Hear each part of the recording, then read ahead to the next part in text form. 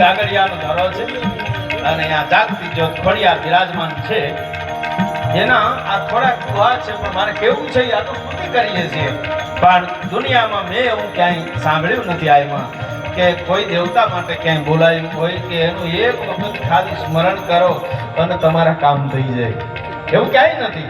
પણ એક જગદંબા એવી છે, એક મહામાયા એવી છે, એક જગદંબા એક શક્તિ એવી છે કે એનું એક વખત નામ લ્યો ને, એક વખત સ્મરણ કરો ને એટલે તમારી આદિ વ્યાધિ અને ઉપાધિનો નાશ થઈ જાય. દાદ બાપુએ આ દુઆ લખ્યા છે.